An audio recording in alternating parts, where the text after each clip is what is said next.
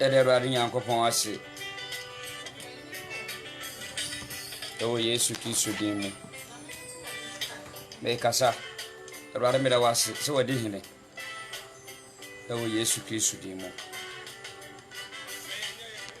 Yenya ye boni di a ebe hu.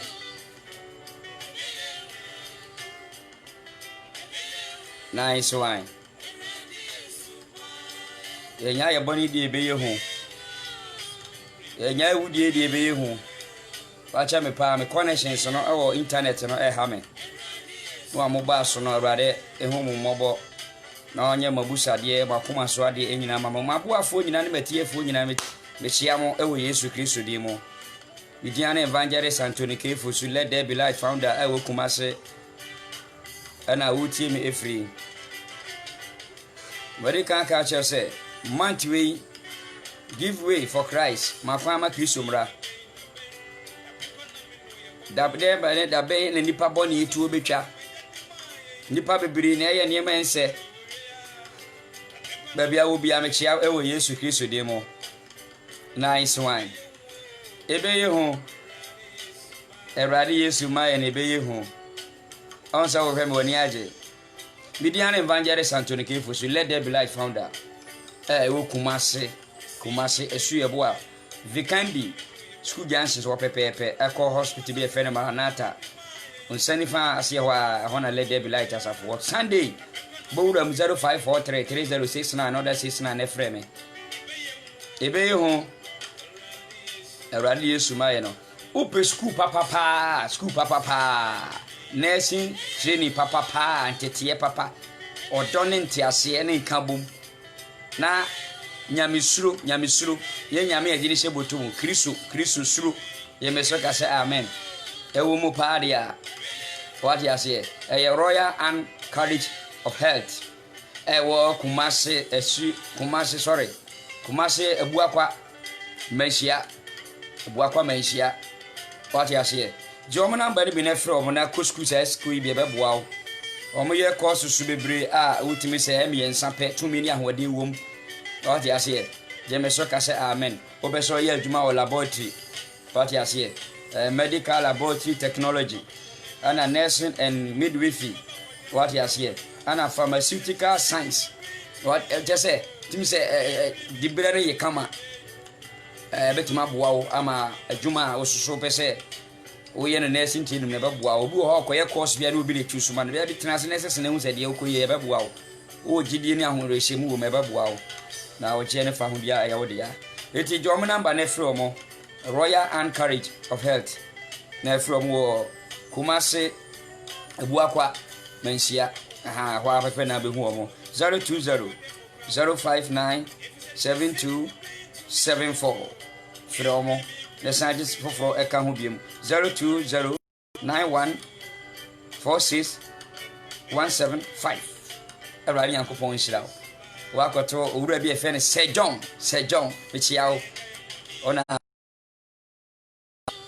Royal Ann mudi ne kura me dekwa ye me so ka se amen ye bo awura me be ye hu Yesu Kristo moja no eda so ye adwuma maka chiro month of September bosom fo bia nkadem malam bia nkadem ekuo bia na se sum bia emfra awurade bia nhye dem fantuma nkuru omo ho ye me so ka se amen na mo ne da ya what you say ye koye ni mo Kristo mu wan se Kristo ni ho iso sum ni ye ye me so ka se amen owura bi tenase na ne tirimu odin ye ba be kan ho asema kire wo ene message ni matudin said who has rejected you wan na yi wa ma wan na apo wan na yi wa ma ebusuafo bi ayi mama awale ni wawale be ma na yi wa ma sister Ewurade nyi wo man je me so ka se amen baby a wo ye adwuma na ya pamo be te Ewurade mpamo what you say ene me be kan se ma kire wo akekere wo wura mo hunu sampa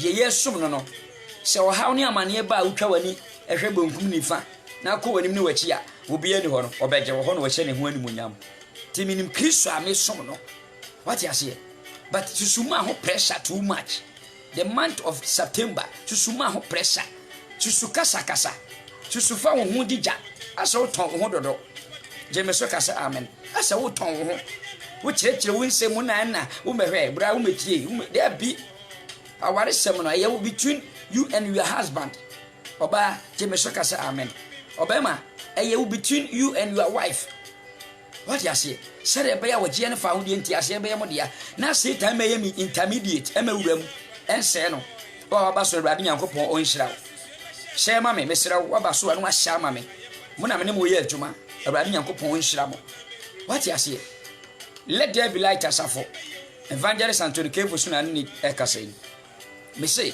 ene timuno matudin say who has rejected you why na you ama who has rejected you why na you ama why na you ama so what do say Kristo ayu ama we yi wo mai so what do say Kristo Yesu we yi wo ama me si we yi wo mai empire na wo bo no hu o esu na wusu no wate kasa o kasa no wate ade ba ko a me pesa wo hwe ni say wo benya twen ama Kristo jeme so kasa amen ebre sem no obeboa wo ama wagye fa hodie aye wodea na wan kasa be huru sampa Kristo ma ho toso ena wanya no ye monwuram ewo Acts chapter 12 who has rejected you Acts chapter 12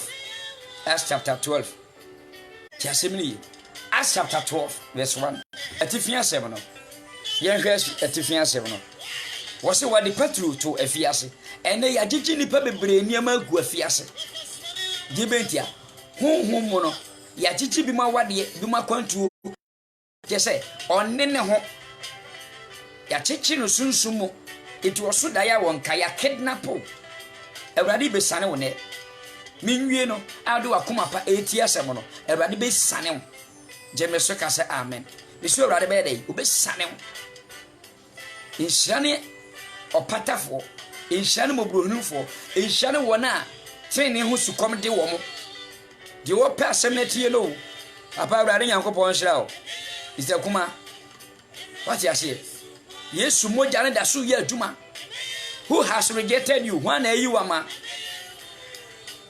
enumre yi who na yi wama abrusuo bi apo adamfo bi a wo aboa ne pen ene se wo de boni na etua okaye fa ne ma Awurade jeme so ka say amen who has rejected you ene oboa nipa na wa akoye jimini e wonanim oboa nipa na wa akoye jimini wonanim wa akoye kwase wonanim eye onya papa manipa oye mani Awurade wate who has rejected you oba bia obo ne ho ka de ne call nursing training jeme so ka say amen ena ade ne call nursing training a me ba ho da wuri royal and obo ne ho ka because who say school ni ye jeme so ka say amen royal and courage ewo kumase abua kwa manhia ena ade oba ya ko school abo ne ho ka jeme so ka say amen tue school fees bia mu ntade mu busu awoto oba na yiwa ma Awurade nyiwo man wan fa ho anka ba ne da na so owie school na anka ba wale mo tena asese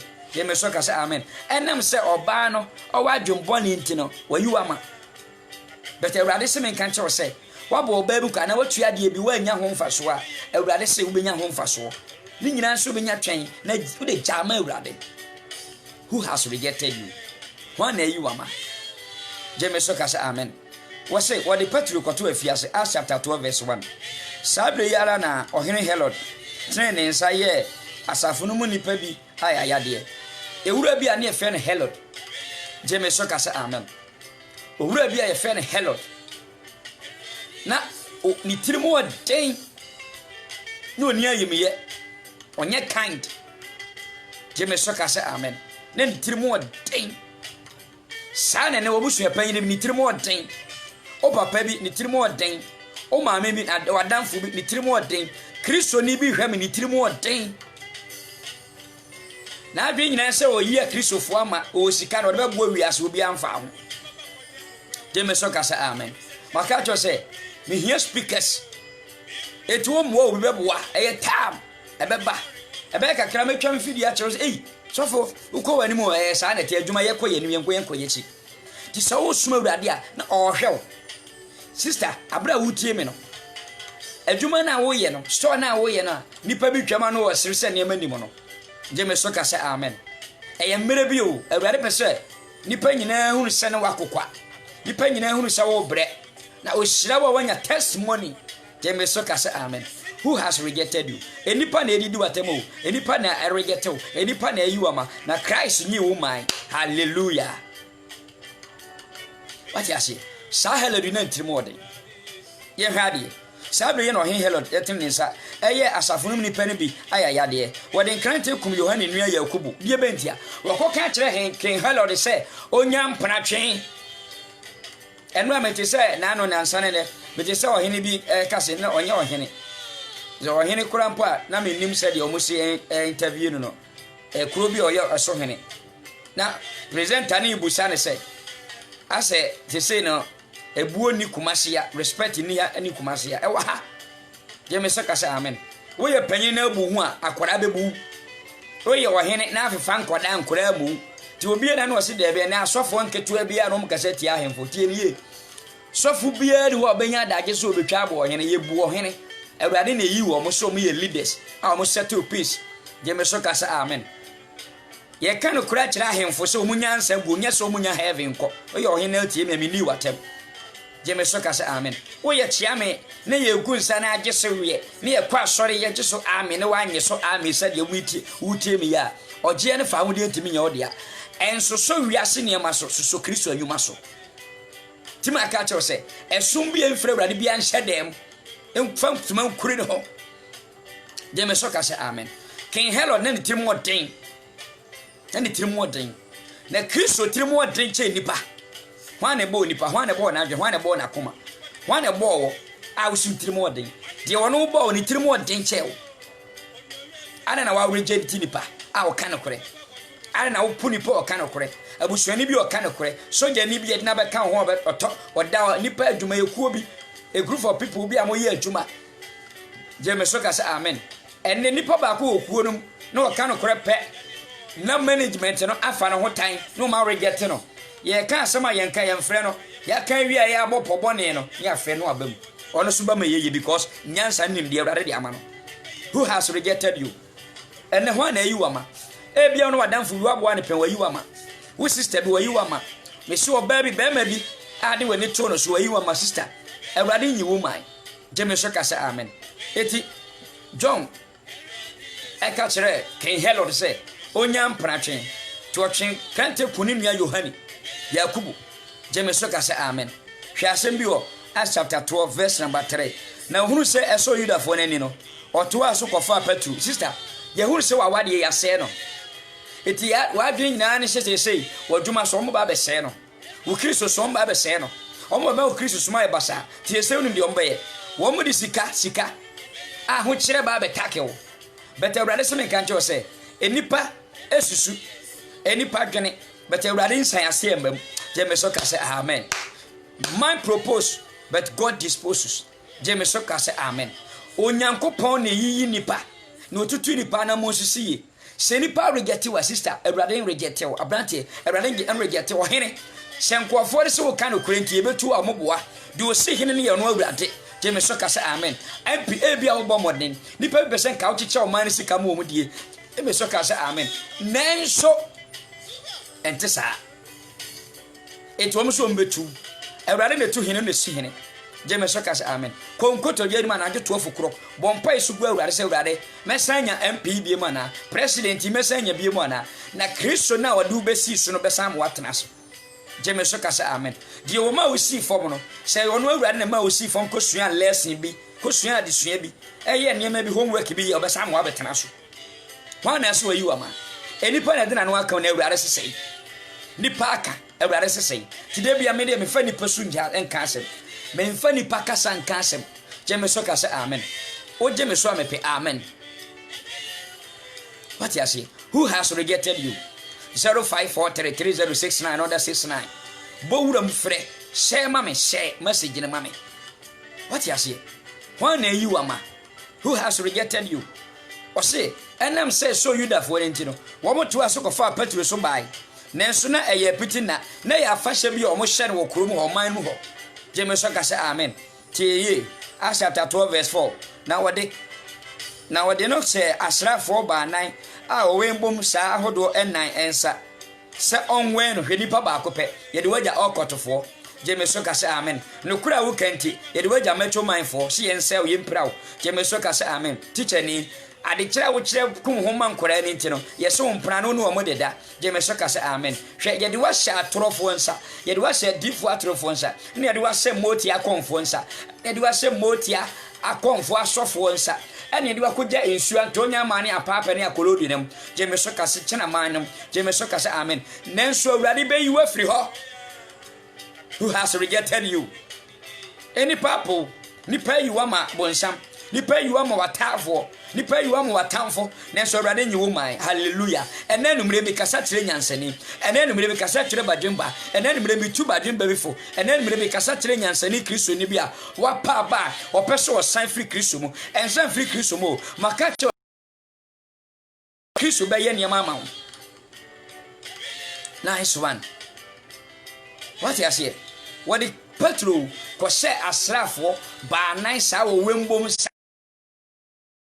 adai nipa ba ko pe wo ye die nti o wo busuafo apo wo mo mwa wo so we mo na asai wo so we mo ntimi nye wo mo na eye wo sa ne ye to ntintan wo bedroom ne ye to ntintan kokua na se be ne wo ho sister bra kokua na se be ne wo ho wo fa na normal o so gina ye bompaye sorry gina bompaye she wakoma so de Lamentation 2 verse number 9 kenkan. What you say? Was it sorry the so fit yase bompaye she wakoma egu awurade anim o matofo anti ene nipa bi pe wa sel sister nipa bi pe wa sel hello do bi pe wa mene o bi pe wa chenkanta kun what was work of our japade or to us what attack wo kra nenso wo kra no nipadua enhye nipansa. Hallelujah. Me say wo kra e no nipadua month wo betwa next month wo betwa November wo betwa jeme so ka say amen 31st night wo be bon sam say ne wa yi Kristo aye on sam kese ma awurade nipa na you am awurade yi wo man. Who has rejected you? Jeme so ka say amen. What you say? Mama nyampoko sese no obofo bi be yi petru ene obofo bi be yi what sister baby a kidnap baby e de wa she obofo bi be yi abrante obofo bi be yi baby e de wa she baby ya nwene wo ye gu nsan wo tiri so apaape no mo so je me so ka say amen awurade se me kan cho say obeyi wa firi ho e kan e de wa she be yi wa firi ho elim guase ho ofe nenso be ma bi obeso upa bi ade so no wa dansa ene awurade be yi san kwase ade na firi ho no de be ma bi ono wonna sawa de kama jeme amen. Bible no kan Proverbs say the wanya wade no wanya yerepa wanya adepa e wo Kristo anim wanya ani so wo Kristo anim na che so wonware ya unya nso awurade ani jeme so ka say amen. Misraw sister bi a wutie me abrante bi a wutie me enumre mi busa wo say why na reject wo why na yi wo ma Kristo nyi wo man Kristo kam ho wa hwe ase asore na awurade tumi na ho de bepeja susuma ho pressure wona hunu so ahwiase awurade hu so ahwiase. The downfall of a man is not the end of his life. Just amen. The downfall of a man is not the end of his life. So ahwiase enye nkyese waka ho awurade ne be ma wo so wona ma de wabre tu me wabre awurade ma wo tu me je me so ka say amen. Sagatinya nkopon hira wo Germany wahwiase nipa bi pe oseye nipa bi wonim guase nipa bi pe owo opo adwendwene enne awurade se men kan che ona na tui se obesane ho maboafo nyina awurade besane mo mahwefo nyina awurade besane mo mo ahwehwe bi sese awurade besane ho obi abopo wo achi obi ye kanche wo achi obi ni ma bone kanche odo na manuro so enne be bone dam cheme so ka say amen. Susukuru wa besusu no eno na awurade besusu ama wo dwene wo nua ho bone no sa pepepe na awurade so bedwena ma wo ade na won kreti ade papa ma wo nua ana won nwene wo nua ho ade wonya yemye ma wo nua ye nya ye boni de be ye hu. What you say? Ye nya ye boni de be ye hu. Acts chapter 12 verse number 6 was say anadona ala ana Herod ebe yi no akro no na Petro da asrafo ba nan entem a wode konson yenu agu no adai sister nipa ba akopɛ ye dem konson timbaka na dadre ne bomo no ye de akyekyere nipa ba ako konson handcuff bi da ne nan bi da ne nsa ɛna asrafo ba nan amwembom saa hodo nan yɛde wakɔgya nsuo Antonia Mano akolode nem ɔkɔtofo malamfo budisfo jemeso kasa amen ɛne adunsifo ɛne wɔn a yɛ metro masi yɛ mo nsɛm praw nanso awurade nka bi nhyɛ mu sɛ wo yɛbi praw Kristo wɔ wafa Kristo wɔ wafa Kristo wɔ wafa Kristo wɔ wafa Kristo wɔ wafa Kristo wɔ wafa ɛyɛ agidi sɛ tumi bi ntimi sɔre ntiawo yenya fim enfigo se tumi bie ne obetima sɔre tiawo emuntum beche wade akyi abesɔre yebebo utuo ten wodayem enso ade akyi awo sɔre jemeso ka sɛ amen ubedidi wodayem so yade ma wo so jemeso ka sɛ amen ade akyi a wa de awurade ase sɛ awurade me da so te ase so de sɔre na wiem te na ade akyi na obi sɔre na obi ntimi ansɔre a ne kai sɛ awurade dɔw ene ya de na we no ene konson o ene spiritual konson bia spiritual konson honhom konson bia sister ye dia kyekyere wo ema ye dia kyekyere wo ye dia sɛ wadwuma awurade nyankopɔn ensane awurade tumi ensane ye dia konson bia ye dia kyekyere wo ekane anbuase konson bia ejantom Zakaria chapter 3 ya kan ho wo so wodom osofo panyine no ende awurade no mo wate atare boni bi ehyew atare boni bi ehyew atare boni bi ehyew awurade di jebi tum na owura atare na anatwi owura atare na anatwi owura atare na anatwi owura atare na anatwi ene awurade konson bi ene ebe abegu wo na ba bia be ko bi awurade bambo da wo so ukobɔ ni ma no wade atwewa bi ene konson bi ya Satan konson ba bia kidnap wo sunsum afiase ne honhom afiase awurade nyankopɔ tumi na hoɔden esoma bɔfo bi aba wo nkyɛn ne esoma bɔfo bi aba wo nkyɛn na nye bɔfo bi akwasɛ ɔbɔfo Michael ɔbɔfo Gabriel sɛ awurade se ɔmra meyu efiri ba bia abayifo ɛde usika asɛ abayifo ɛde niema pa asomdua asɛ awurade beyi wa fi hɔ nice one nya asomdua wo Kristo ade ba ko pɛ na make kyerɛ sɛ give way for Christ Isaiah 7:7 what say ere nyina na rembam Isaiah chapter 8 verse number 10 Isaiah 8:10 wase muntu agyina na bɛyɛ kwa ene agyina tuo bi a nipa bi etu wo ho ewe kasa yenye ni sei no ene awurade di confusion ebeto watamfo ntem awurade di confusion ebesi ponase awurade di confusion ni apana na ebesi abayifo kampo wudi na o matwere da ho ene ye boso ntonto wudi na ya twere da ho ene ye kan chiguso wudi na ya twere da ho ene ye kan nsem no awurade se me kan che o se ene obofo bi asoma no soma obofo bi se onyi wo mfiri ho wa soma obofo bi se onyi wo mfiri ho wa soma obofo bi se onyi wo mfiri ho teme so ka se amen. Share verse 7 no what's say na hwe awurade bɔfo begina nkyɛn Acts chapter 12 verse 7 begina nkyɛn na ɛdan no mu hyerɛn ɛne let there be light asafo no a me ka kyerɛ sɛ berebi no so ba mo esum ne di wachi no bɛhyerɛn hati ase what's say no bɔfo no duru dem hɔ no ɛnam sɛ nyankopɔn na yɛsum no no wɔyɛ ogya jemeso ka sɛ amen wɔyɛ wiase ka ne enti no ɔsoma abɔfo no because na otumfo jemeso ka sɛ amen kumase man hene otumfo nyankopɔn jemeso ka sɛ amen so wɔno so wura baabi a wɔde ase ɛhɔ hyerɛn sana na otumfo eduru baabi no ɔsoma obi a yɛ di sɛ otumfo na musini nie obi a respect man eti tumi bi enne a wɔgye oniema pa abɔso no ene abɔfo bi duru nkyɛ wɔde respect bɛma wo na obetu kya ama wo gye so ka sɛ amen ene wo yɛde wakɔ kɔnfo hɔ yɛde wakɔ ɔkɔtofo hɔ a yɛfrɛ wo kra a muntum kye wo awurade tumi ɛna hoɔden esane wo firi hɔ gye so ka sɛ amen ebeye hu what you say ɔbɔfo no duru dem hɔ na ɛdem hɔ hyerɛn yɛ hallelujah ene awurade asɛm ba wo nkyɛn ɛdem hɔ hyerɛn awurade asɛm ba wo nkyɛn wo store hɔ hyerɛn awurade asɛm ba wo nkyɛn abusua na wɔmabɔ kyenku a mo hyɛ tuntum te sɛ de mo hyɛ tuntum ne yɛde koogyan bɔ omutie ne yɛ kanki tia no ɛnɛ ɛhan bi tɔ mo so ama mo afɔ mo ntoma adwane ɛhan bi tɔ mo so afɔ mo akɔdi adwane na akɔdi na ankasa bɛwɔ mo ɛwɔ Yesu de mo na awurade bɛto nkrantɛ ɔbɛto aprana abɔ mo mpofiri mo wo nti ɔmbɛhwe ase Hallelujah. Who has rejected you? Hana you ama. Everybody knew mine. Everybody come home. Sister, in soon woman, everybody come home. Where? Ubom Empire ye Juma Batuna winning. Empire now said them about. A year Juma. Never had some country saying, Yatrain. Jeremiah 29, verse 10. James Sokasa, amen. To live in a kind of was in Finsweb, your senior dra. Meba Bab and Mabbe Shell. No one was some power can have bum. Everybody some country, so when you mine was in your chairman. Now I don't want him pass from Vientia, then your bonnet, dear. Hallelujah. Tina Ope. I saw no tea and elbow. And you were Jumo. A Juman and you were my Christo, ye Jamano.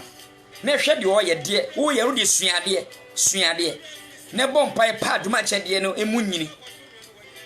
A baby baba ni papa banner, umbre. James Sokasa, amen. A running uncle points out. So, Jimmy.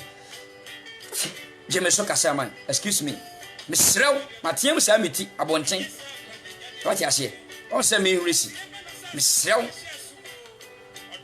A wound here, and I made Tiamusa. Isaiah 58. Was it Tiamu den day man at the home? To meet Tiama, some not to watch him, a command about them. Our Chia Petru, yet did not go Jack Nipa. Say young when on Nipa Bacope. What you say? And then a radical son away from consuming. Yanko, what say? Now, all born Petru in Chemu, and Yaneno. Sorry, Tem, James Sokasa, amen. And never radia some bowing chains. Sorry, what that Yona? Bra Yona, Abaya Yona, Sister Yona, what that Chamaonia says, sorry. Never radin there, any woman, ye. Say, Radia, you are my country, sorry, ne. Say,